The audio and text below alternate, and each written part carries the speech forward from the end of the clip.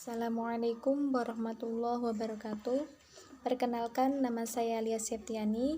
Saya dari Prodi Matematika semester 5B. Di sini saya akan menjawab tugas mata kuliah Metode Penelitian Pendidikan. Dosen pengampu Bapak Muhammad Syaidun Anwar. Kepada Bapak, saya minta waktunya untuk menjawab tugas dari Bapak.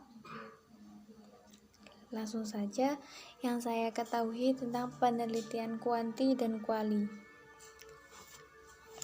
Jadi ada dua penelitian.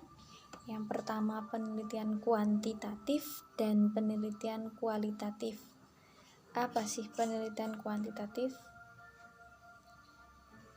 Baik, penelitian kuantitatif adalah suatu metode yang sifatnya berupa pemahaman dan materi yang menggunakan kata-kata untuk mencari data, sehingga data yang diperoleh dari hasil penelitian kualitatif tidak bisa diukur dengan angka.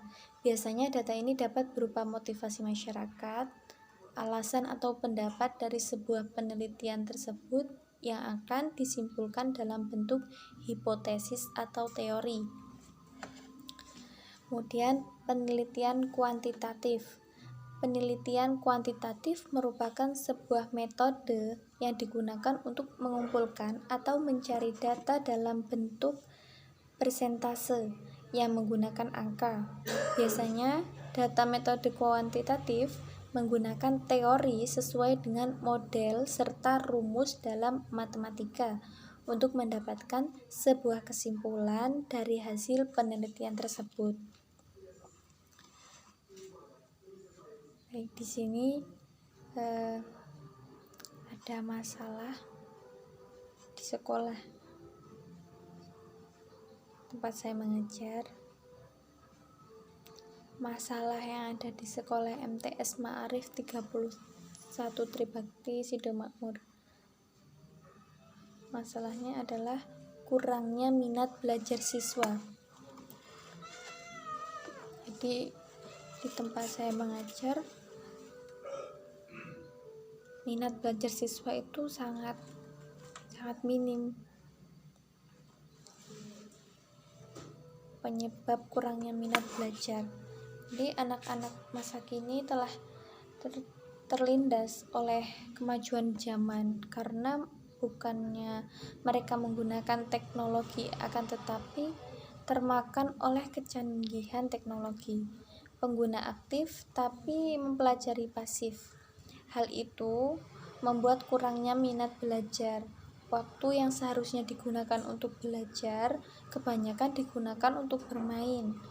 Seseorang yang menyadari pentingnya ilmu pengetahuan untuk masa depannya dan untuk kehidupannya pasti akan haus akan ilmu, karena ia menyadari bahwa ilmu merupakan kunci utama kesuksesan, dan kesuksesan merupakan unsur penting dari kehidupan dunia, dan keindahan hidup adalah kunci kebahagiaan dalam hidupnya. Seseorang yang malas belajar berarti orang tersebut tidak menyadari pentingnya ilmu untuk dirinya serta tidak mempunyai pandangan akan masa depan. Malas dalam belajar umumnya disebabkan oleh belum dewasanya tingkat pemikiran. Tidak harus menjadi dewasa secara umur untuk berpikir dewasa. Seseorang siswa, khususnya yang telah berpikir dewasa, akan dapat memposisikan diri di mana ia berada dan siapa dirinya. Dalam arti, ia akan sadar tentang tanggung jawab kepada orang lain. Ia akan sadar tentang tanggung jawab yang diembannya, tidak mempunyai rasa tanggung jawab kepada orang lain.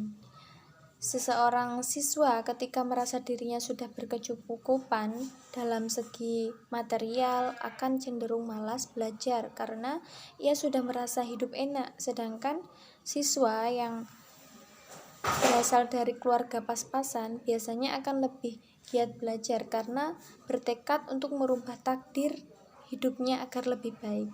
Siswa itu mempunyai tanggung jawab kepada keluarganya yang harus ia bahagiakan. Oleh sebab itu, siswa yang seperti ini kebanyakan haus akan ilmu dan mempunyai semangat belajar yang tinggi. Tapi banyak juga yang tidak seperti itu, kembali tergantung kedewasaan berpikir dan rasa tanggung jawab. Selain itu, tidak jarang pula siswa yang berasal dari kalangan mampu dan semua kebutuhannya terpenuhi mempunyai semangat belajar yang tinggi karena siswa tersebut merasa mempunyai kewajiban untuk meneruskan keluarga atau termotivasi. Aku harus lebih hebat dari kedua orang tuaku.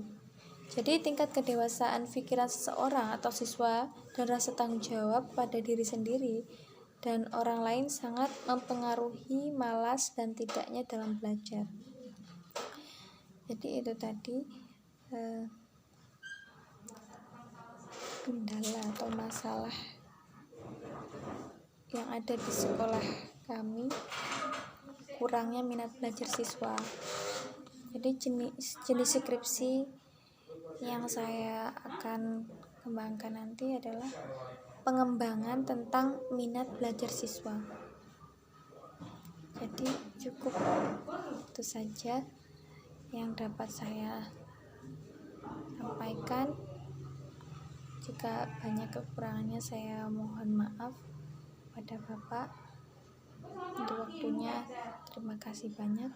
Saya akhiri, wallahu muwaffiq ila aqwamit thoriq. Wassalamualaikum warahmatullahi wabarakatuh.